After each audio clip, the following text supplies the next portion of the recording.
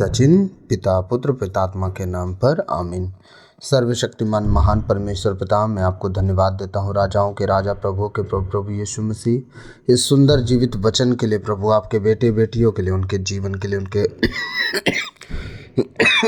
घर परिवार के लिए खुदावन, मैं आपसे प्रार्थना करता हूँ उनका जीवन प्रभु वचनों के अनुसार हो। जो वचन आज पढ़ा सुना जा रहा है परमेश्वर हो, उस 100 गुना आज के वचनों के द्वारा फल लाने वाले बने परमेश्वर पिता। मैं प्रार्थना करता हूँ तेरी दया तेरी मर्जी उनके जीवन में बहुतायत से आशीष का कारण बने और परमेश्वर इस वचन के द्वारा 100 गुना फलों को लाए। आज का एक एक वचन प्रभु दो धारी तलवार की तरह हमारे जीवन के सारे बंधनों को तोड़ दे और प्रभु हमें जीना सिखाए। और आज का वचन प्रभु हमें प्रार्थना करना सिखा सके, इस योग बना प्रभु, बोलने के लिए शब्द दीजिए ताकि आज जितना ऑनलाइन सुनने वाले हों प्रभु, आज के वचन के अनुसार तेरे नाम की महिमा प्रार्थना आराधना करने वाले बन सके। इस योग बना, सारी आदर तुझे देते हुए प्रार्थना विनती यीशु के नाम पे मांगता हूँ, सुनिए और दया से ग्रहण कीजिए, आमीन आमीन। सबको जय यीशु। मैं उम्मीद करता हूँ आप सब खुश होंगे और प्रभु में बढ़ रहे होंगे। आइए हम प्रभु के वचन में जाएंगे बिना समय गवाए और वचन कमेंट पढ़ के समझ में आ जाता है कि आप खुश हो। और हाँ, प्रभु के वचन में आज हम देखेंगे यीशु मसीह और सामरी स्त्री के विषय में। ठीक है, जो सामरी स्त्री से यीशु मसीह से मिलती है उस जगह की कहानी है। ठीक है, आज जो मसीही लोग प्रार्थना आराधना करते हैं अपने जीवन को आज के वचन के द्वारा आप थोड़ा तौल मोल करके देख लीजिएगा कि क्या आपकी आराधना प्रार्थना इस तरह है जिस तरह यीशु मसीह ने कहा था प्रार्थना करने के लिए। ठीक है, आपके बहुत से तरीके हैं प्रार्थना करने के ना। आज उस तरीकों में से आज के वचन के अनुसार अपने तरीकों को मैच करवाइएगा कि आज का जो वचन है उस वचन से आपकी प्रार्थना मैच कर रही है कि नहीं। अगर नहीं कर रही है तो आप वचन से बाहर जाके प्रार्थना कर रहे हैं और वो वचन के बाहर वाला प्रार्थना काम में नहीं आ पाएगा। इसलिए आज वचन पे हम ध्यान देंगे। ठीक है, वचन कह रहा है, हम योहन रचित सुसमाचार अध्याय 4 पद संख्या 21 से 24 आज हम देखेंगे। सिर्फ हम वचन के ऊपर और अपने प्रार्थना वाले वचन के ऊपर हम ध्यान देंगे। ठीक है, सामरी स्त्री आई यीशु मसीह से बोली, ये है वो है, दुनिया भर की बातें आप सब जानते हैं। ठीक है, यीशु ने कहा, मैं जीवन का जल हूँ, तुम मुझसे मांग मैं दूंगा, तू कभी प्यासी ना होगी। ये सब बातें आप जानते हैं, लेकिन आज हमारा वो विषय नहीं। हमारा विषय है यीशु मसीह ने उस स्त्री से प्रार्थना करने के लिए जो सिखाने की बात की। आज हम सबको सीखना चाहिए कि यीशु मसीह ने प्रार्थना करना कैसे सिखाया अपने उस स्त्री को और हम सबको अपने वचनों के द्वारा। लेकिन हम वचन से आज हम बाहर हैं, उस रीति से हम प्रार्थना करना नहीं चाहते, बाकी सब चाहते हैं। देखिए ईसा मसीह ने क्या कहा, 4 अध्याय का 21वां वचन कह रहा है, ईसा ने, योहन 4:21, ईसा ने उससे कहा, नारी, मैं तुम्हें विश्वास दिलाता हूँ कि वह समय आ रहा है, अब तुम लोग न तो, वह समय आ रहा है, ठीक है, अब तुम लोग न तो इस पहाड़ पर पिता की आराधना करोगे और न यरूशलेम में ही। तुम लोग जिसकी आराधना करते हो उसे नहीं जानते, हम लोग जिसकी आराधना करते हैं उसे जानते हैं। ठीक है, यीशु मसीह किसको बोले? सामरी स्त्री को बोले, समारी स्त्री को बोले कि तुम जिसकी आराधना करते हो तुम लोग नहीं जानते किसकी आराधना करते हो। लेकिन यहूदी लोग जिसकी आराधना करते हैं वो जानते हैं, पिता परमेश्वर की आराधना करते हैं। ठीक है, समझिएगा क्योंकि मुक्ति यहूदियों से ही प्राप्त होती है, किसी और से मुक्ति नहीं मिलने वाली। परंतु वह समय आ रहा है, आ ही गया है, जब सच्चे आराधक आत्मा और सच्चाई से पिता की आराधना करेंगे। पिता ऐसे ही आराधकों को चाहता है। ईश्वर आत्मा है, उसके आराधकों को चाहिए कि वे आत्मा और सच्चाई से उसकी आराधना करें। आमीन, ये हमारा वचन है। ठीक है, तो आज हम अपने जीवन को थोड़ा जांच लेते हैं। पहले वचन में, पहला वचन क्या है? 21वां वचन क्या कह रहे हैं? ईसा ने उससे कहा, नारी, मैं तुम्हें विश्वास दिलाता हूँ कि वह समय आ रहा है जब तुम लोग न तो इस पहाड़ पर पिता की आराधना करोगे और न यरूशलेम में ही। ठीक है, अब बताइए, आप सबसे मैं एक बात पूछ रहा हूँ, जितने लोग मिस्सा में जाते हैं, जो सवेरे मिस्सा में भजन और गीत चलता है, क्या आप उसे आराधना कह सकते हैं कि मतलब आप सच में आत्मा और सच्चाई में भर के आराधना करते हैं? क्योंकि आत्मा और सच्चाई में जब तक आप आराधना नहीं करेंगे उसे आराधना नहीं माना गया। 24 वचन आप पढ़ें, एक बार मेरे साथ इस वचन को प्लीज़ पढ़ें, है ना। आप मुझे जज करते फिरेंगे भी आपका फ़ायदा नहीं होगा। आप मुझे दोष लगाते फिरेंगे, रोहित तो पता नहीं क्या क्या शिक्षा दे रहा है हम लोग को, है, उससे आपका फ़ायदा नहीं होगा, आपका नुकसान जरूर हो जाएगा। लेकिन जो बातें आज सिखाई जा रही है, अगर उसके अनुसार आप चल गए, मैं सच कहता हूँ हफ्ते 2 हफ्ते के अंदर आपके जीवन के बंधन टूटना शुरू हो जाएंगे, आप आज़ाद होते जाएंगे। अगर मैं गैर जाति से प्रभु को इतना करीब से जाना हूँ तो एक बात बता दूँ, मैं सच्ची आराधना करना सीखा हूँ। आपने मुझे नहीं सिखाया है, सच कह रहा हूँ, खुदा की आत्मा ने मुझे सिखाया है, लेकिन वो चुपचाप खूंटा जैसे खड़े होकर आराधना करके मैं आगे नहीं बढ़ा हूँ। जो आज हम करते हैं सवेरे सवेरे, आपको सच्ची आराधना करना सीखना पड़ेगा, क्योंकि यीशु मसीह ने ही कह दिया सच्ची आराधना ना पहाड़ों पर होगा ना यरूशलेम में, मतलब परमेश्वर के भवन में भी नहीं होगा। वो आत्मा और सच्चाई से होता है। आप जब चार दीवारी में जाएंगे, अपने कोठरी को बंद करेंगे, घुटनों पे आएंगे, आप खुदा के नाम के भजन और गीत को गाएंगे, ऊंची ऊंची आवाज़ में नाचेंगे, बच्चे की तरह बनेंगे। सच्ची आराधना वहाँ होती है जहाँ किसी की चिंता नहीं होती। आप चर्च में सवेरे मिस्सा में जाते हो, ताली बजा बजा के नाच के दिखा दो, नहीं हो सकता आपसे। बगल वाला क्या बोलेगा, फादर जी क्या बोलेंगे, सिस्टर जी, कभी फादर सिस्टर किसी को नहीं बोले हैं कि आराधना ऐसे मत करना, लेकिन आपको क्या बोलेंगे, क्योंकि सब खड़े हैं तो हम भी खड़े हैं। क्योंकि हम ताली बजा देंगे, हम नाच देंगे, जोर से गा देंगे, तब तो सब हमको देख के हंसने लगेंगे कि हम पागल हैं। आप चर्च में पागल बनने गए हो क्या आराधक बनने गए हो? आप चूज करो ना, कि बस एक क्वायर को दे दिया गया है गीत, आज का ये लीड करेंगे, बस इन्हीं को गाना है, बाकी चर्च को चुप रहना। थोड़ा सा जीवन को देखिए। आराधना से है चंगाई, आराधना से है छुटकारा, आराधना से बंधन टूटते हैं। याद रखिएगा, बेड़ियां टूटती हैं। हाँ, हालेलुया। ईसा ने उससे कहा, नारी, मैं तुम्हें विश्वास दिलाता हूं कि, विश्वास दिला दिला के बातें कर रहा हूं। उसके कहने का मतलब जो मैं कह रहा हूं वही होगा। वो कह रहा है, मैं तुम्हें विश्वास दिलाता हूं कि वह समय आ रहा है जब तुम लोग न तो इस पहाड़ पर पिता की आराधना करोगे और न यरूशलेम में ही, मतलब परमेश्वर के भवन में भी तुम सच्ची आराधना नहीं करोगे। आप मेरी बातों को आप समझ रहे होंगे, जहाँ ना जहाँ आप समझ रहे होंगे, भले ईगो बीच में आ जाए, आप बात ना माने मेरा, लेकिन कहीं ना कहीं समझ में आ रहा है कि सच्ची आराधना ये नहीं है जो हम चर्चों में जाके मिस्सा के टाइम करते हैं। वहाँ हम प्रभु भोज लेने जाते हैं, ठीक है, वहाँ प्रभु भोज लेने जाते हैं, वो उसे हम आराधना का टाइम नहीं कह सकते। आराधना के लिए इकट्ठा होना पड़ता है। सबको सल्यूशन, सबका सल्यूशन नहीं है कि आप अपनी मर्जी से जी लो और सब कुछ ठीक हो जाए, नहीं। सबका सल्यूशन ये है कि आप अपने के लिए एक ग्रुप बनाओ, जो प्रार्थना और आराधना चाहता है उसे बुलाओ, इकट्ठा करो, अपने घरों में खड़े हो और फिर आप गीतों को बजाओ, ओ म्यूज़िक बजाओ, कुछ भी बजाओ, गीतों को गाओ, ऊंचे स्वर से गाओ, तालियां बजाओ, झूमो, नाचो, गाओ। ये आत्मा की प्रार्थना है। कुछ देर बाद आप अपने आप में ना रहोगे, अपने आप को पिता में दे दोगे और पिता की आत्मा आप में होकर आपको घंटों आराधना करवाएगा। बीमारी कहाँ गई, पेट पैर का दर्द कहाँ गया, पेट का दर्द कहाँ गया, सर का दर्द कहाँ गया, वो गायब हो जाएगा, रह नहीं जाएगा।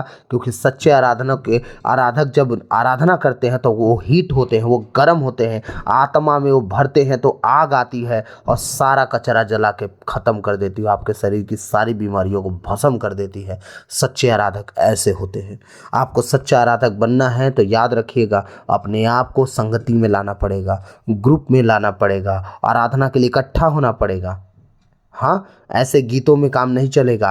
आपको हाई नोट के गीत गाने पड़ेंगे जहाँ आप आत्मा से परिपूर्ण हो सको, जो गीत आपको छू सकें। हाँ, आप चार दीवारी के अंदर अपने मर्जी के गानों को गा सको, वहाँ आप चिल्लाओ चीखो, कोई सुनने वाला ना हो, कोई देखने वाला ना हो, आप और आपका पिता, देखो आप क्या बदल देते हो अपने जीवन में। आज तक जो आपने दुआओं में नहीं बदल पाए, आंसुओं में नहीं बदल पाए ना, मैं सच कहता हूँ आप आराधना में बदल लोगे अपने जीवन में।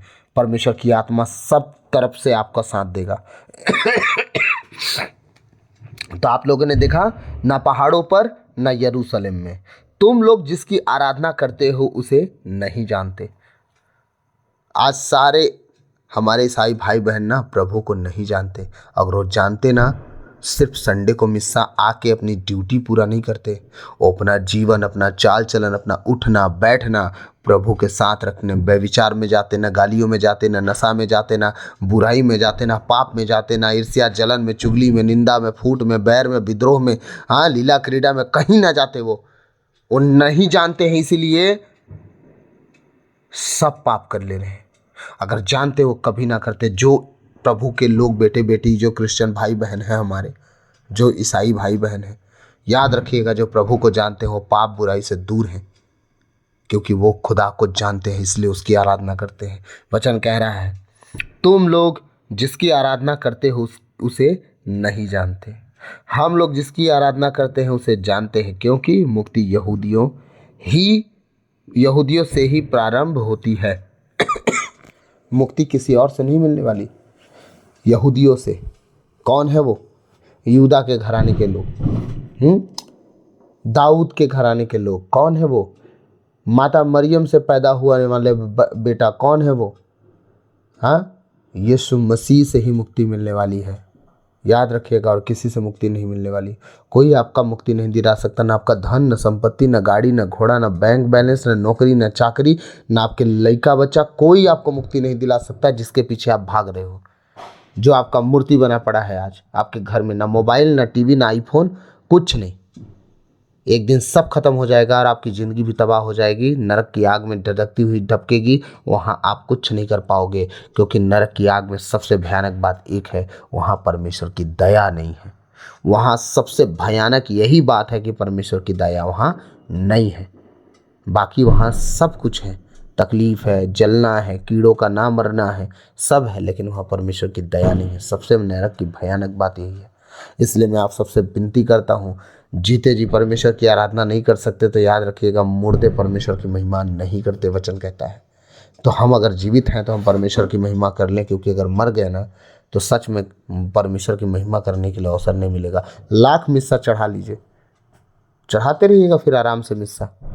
अब मैं एक बात पूछ रहा हूँ, मैंने पूरी ज़िंदगी चोरी की, पूरी ज़िंदगी गाली बकी, पूरी जिंदगी व्यभिचार किया, नशा किया, हाँ पाप किया, चोरी किया, निंदा किया, बुराई किया, गाली गलौज किया।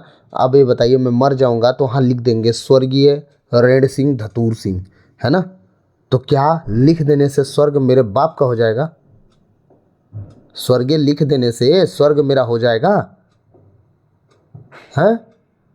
स्वर्ग यीशु मसीह के बाप का है, वो सबके बाप का नहीं है। जो यीशु मसीह के दायरे में रहता है, उसके अधीन रहता है, तब स्वर्ग उसको मिलता है। मैं आप सबसे एक बात कह रहा हूँ, आप सबसे एक विनती कर रहा हूँ, अपने जीवन जीने का तरीका बदलिए प्लीज़। परमेश्वर जल्द आने वाला है, जल्द आने वाला है, और वो आएगा तो देर ना करेगा। वो न्याय के डंडा उसके हाथ में है, बता रहा हूँ, छड़ी लेके तैयार है। आप देख लीजिए, परमेश्वर ने कहा है, आप प्रकाशना ग्रंथ पढ़िए, जितना जल्दी हो सके पढ़िए। उसने कहा, जब यरूशलेम को चारों ओर से घिरा हुआ देख लो तो तुम उसे छोड़ के भाग जाओ। अगर जो शहर में हो वो सीधे शहर छोड़ के गाँव में भाग जाए, जो गाँव में हो शहर में ना आने पाए। हाँ, परमेश्वर क्या कह रहा है? वो कहना क्या चाह रहा है? अंत निकट है, वरन आ ही चुका है, न्याय का दिन निकट है। मैं आप सबसे विनती करता हूँ, यरूशलेम चारों ओर से घिरा हुआ है, सब तरफ से यरूशलेम पर दबाव पड़ रहा है। याद रखिएगा, गैर जाति 42 महीना रौंदेंगे। 1 साल बीत चुका है, 12 महीना तो ऑलरेडी डाक चुका है। 42 महीना का मतलब 12 36, 3.5 साल बस। इसके बाद वो जितना रौंदा जा रहा है, यीशु मसीह आ जाएगा, आप कुछ नहीं कर पाओगे। इसलिए मैं आप सबसे विनती करता हूँ, अपने जीने का तरीका बदल लो, क्योंकि आप गलतियों को कर करके अपना जीवन शॉर्टकट नहीं कर सकते, आप और दलदल में फंसोगे। क्यों ना गलती कर करके और पाप में जाने से अच्छा है कि आप सही जीवन जी के पवित्रताई और खराई में चल सको, और परमेश्वर यहाँ भी आपको सुख शांति दे और स्वर्ग राज्य में अनंत जीवन दे। आमीन। मैं थोड़ा सा और समय लूँगा। प्रभु का वचन कह रहा है, तुम लोग जिसे नहीं जानते उसकी तुम प्रार्थना करते हो, क्योंकि मुक्ति यहूदियों ही से ही प्रारंभ होती है। 23वां वचन कह रहा है, परंतु वह समय आ रहा है, आ ही गया है, आ नहीं रहा है बल्कि आ ही गया है, जब सच्चे आराधक आत्मा और सच्चाई से पिता की आराधना करेंगे। कैसे आराधना करेंगे? खड़े होके, सुनसान होके, 24 घंटा 12 महीना आप चुपचाप खड़े होकर कितने आत्मिक हो जाते हैं भाई, मैं तो आज तक नहीं समझा। कोई कोई मुझे मिले हैं, वो कुर्सी पर बैठ के दोनों हाथ फैला के आराधना के टाइम सन्न मारे रहते, एकदम चुप, आंख बंद, तो सो भी जाते हैं। जब नाक बजने लगता है तो एक दो बार मैं उन्हें खोद भी दिया हूँ, तो बोलते हैं नहीं नहीं मैं आत्मिक हो गया था। इतना हंसी छूटता था, इतना हंसी छूटता था मेरे को। ये आराधना में बैठे हैं, सो रहे, नाक बज रहा और कहते हैं हम आत्मिक हो गए। कितना अपने आप को झूठ बोलोगे यार। अरे हमको क्या झूठ बोलोगे, हम तो देख रहे हैं कि आप सो रहे हो तब ना हम जगा रहे हैं आपको। लेकिन खुद से कितना झूठ बोलोगे कि कितना आत्मिक हो आप। हाँ, सच्चे आराधक आत्मा और सच्चाई में है। आप जब सच्चे आराधक किस दिन बन जाते हो, आपको प्रमाण बताऊं, आपको चिन्ह। जब आप ताली बजाते बजाते आप सीधे खड़े थे, कब पीछे घूम गए आपको पता नहीं चला। आप उचकते उचकते कब दाएं बाएं हो गए आपको पता नहीं था। आप उचकते उचकते अपनी जगह को छोड़ के किसी और की जगह कब पहुंच गए आपको नहीं पता। आप सच्चे आराधक बनना सीख चुके हो कि सच्ची आराधना ऐसे की जाती है। याद रखिएगा, आप सच्चे आराधक बन चुके हो, कोई डाउट नहीं है इसमें। क्योंकि सच्चे आराधक शुद्ध बुद्ध खो के आराधना करते हैं, उन्हें कोई पता नहीं कि हम क्या कर रहे हैं, कहाँ हैं क्या नहीं। हम खुदा के भजन गीत में लीन हैं। आप सच्चे आराधक हो और देख लेना हर बंधन टूटेंगे, हर दुष्ट अंगीकार करेगा खुदा ही खुदा है और कोई और खुदा नहीं, यीशु ही प्रभु है। देख लीजिएगा एक दिन वही प्रभु आपके लिए उद्धार और मुक्ति बन के आएगा और दुष्ट की ताकतें खत्म हो जाएंगी। आप बढ़ते फलते फूलते जाएंगे और शैतान कभी आपका कुछ नहीं बिगाड़ पाएगा। हालेलुया। कह रहा प्रभु का वचन, परंतु वह समय आ रहा है, आ ही गया है, जब सच्चे आराधक आत्मा और सच्चाई से पिता की आराधना करेंगे। पिता ऐसे ही आराधकों को चाहता है, किसी और को नहीं चाहता। वो खूंटों को नहीं चाहता। वो खड़े रह के हूँ हाँ भी नहीं करते। हाँ, चर्च में मिस्सा में देखिएगा लोग गीत जानते हैं, जो गीत गाया जा रहा है वो मलयालम में नहीं गाते। हाँ, उस गीत को भी नहीं गाते हैं। परमेश्वर ऐसे आराधकों को पसंद नहीं करता जो आत्मा और सच्चाई से परमेश्वर के नाम की महिमा करते हैं। ऐसे आराधकों को परमेश्वर चाहता है। यहाँ वचन कह रहा है, यीशु मसीह ने सामारी स्त्री से कहा परमेश्वर कैसे आराधकों को चाहता है, जो आत्मा और सच्चाई में आराधना करें। याद रखिएगा, ऐसे आराधकों को चाहता है, सबको नहीं चाहता। वो सच्चे आराधक आत्मा और सच्चाई से पिता की आराधना करेंगे। कैसे करेंगे? आत्मा और सच्चाई से। पिता ऐसे ही आराधकों को चाहता है और किसी को नहीं। 24 वचन क्या कर रहा है? ईश्वर आत्मा है। ईश्वर कौन है? आत्मा है। उसके आराधकों को चाहिए कि वे आत्मा और सच्चाई से उसकी आराधना करें। ईश्वर क्या है? आत्मा है। अब जो ईश्वर आत्मा है, अब पिता भी चाहते कि उसी आत्मा को तुम मांगो और मैं तुम्हें दूंगा, और उस आत्मा से खुद को भरो और आराधना करो। मांगने वालों को क्यों ना पवित्र आत्मा दिया जाएगा। मतलब एक जन को नहीं मिला है पवित्र आत्मा, पूरे दुनिया के एक एक इंसान को पवित्र आत्मा प्रभु यीशु ने वादा करके भेजा। मैं पिता के पास जाऊंगा और तुम्हारे लिए एक दूसरा सहायक भेजूंगा जो सदा तुम्हारे साथ रहेगा जब तक धरती पर तुम जीवित रहोगे। कैसे? अब वही आत्मा तो आपके अंदर प्रवेश करता है, तब आराधना करवाता है। आप जब चाहत ही नहीं रखोगे, आराधना करने की चाहत इच्छा रहेगी नहीं आपकी, अब पवित्र आत्मा क्यों आपसे आराधना करवा लेंगे? वो किसी से जबरदस्ती नहीं करते। याद रखिएगा, पवित्र आत्मा के लिए आपने कोई कीमत नहीं चुका है, कीमत चुका है प्रभु यीशु ने। उसने अपनी जान दी है ताकि आप बचाए जाओ। आमीन। इसलिए आज से ही अपने दरवाज़ों को बंद कीजिए। सोने से पहले एक वर्शिप, कम से कम एक भजन, एक गीत, चाहे आप मोबाइल में बजाओ, हेडफोन में कान में लगाओ, फुल साउंड करो, खूब नाचो, और इसके बाद प्रभु से छोटी सी विनती करो, तभी सोना। ऐसे मत सोना। मैं सच कहता हूँ, कुछ ही समय में आपके घर की परिस्थितियाँ बदलने लगेंगी, आपके बंधन टूटने लगेंगे, आपकी बीमारियाँ भागने लगेंगी। आप आज़ाद होते जाओगे, परिपूर्ण होते जाओगे, पवित्र होते जाओगे, खरे होते जाओगे। साथ ही साथ वचन को पढ़ते जाइए। दिन में जितना ज़्यादा हो सके समय निकालिए, 5 मिनट, 10 मिनट, 20 मिनट उन वचनों को पढ़िए, टिक मारिए। जहाँ तक पढ़ चुके वहाँ टिक मारिए, रख दीजिए। बाइबल में एक लाल फीता होता है, उसे इस्तेमाल कीजिए। जहाँ तक पढ़े हैं टिक मार के उस फीता को लगाइए, बाइबल बंद कीजिए, अपना काम कीजिए। फिर टाइम मिले वो भूख और प्यास जगाइए, परमेश्वर आत्मा से परिपूर्ण कर देगा। क्योंकि परमेश्वर का आत्मा ही है जो हर बातों में उसकी इच्छा चाहने वालों को वो देता है। आप उसकी इच्छा चाहने वाले बन के तो देखिए परमेश्वर कैसे परिपूर्ण करता है। आमीन। तो मैं थोड़ा ज़्यादा समय ले लिया हूँ, उसके लिए क्षमा चाहूँगा। तो प्रभु आज के इन वचनों के द्वारा हम सबको बहुतायत से आशीष दे। God bless you all. आप बचे, आपका घराना बचा जाए यीशु मसीह के नाम से। मैं प्रार्थना करता हूँ आज जितनी भी अंधकार की शक्तियाँ उठने वाली हैं आज की रात्रि काल में, यीशु मसीह के सामर्थ्य नाम से आपके जीवन से, आपके घर परिवार से और आपके हर एक काम धंधों से, हर एक परिस्थितियों से दूर रहें, आपके इर्द गिर्द भी ना मंडराने पाए यीशु मसीह के नाम से। सारा आदर यीशु को देते हुए प्रार्थना यीशु के नाम में मांगते हैं, आमीन। सबों को जय यीशु। प्रभु आप सबको बहुत आज से आशीष दें, आमीन।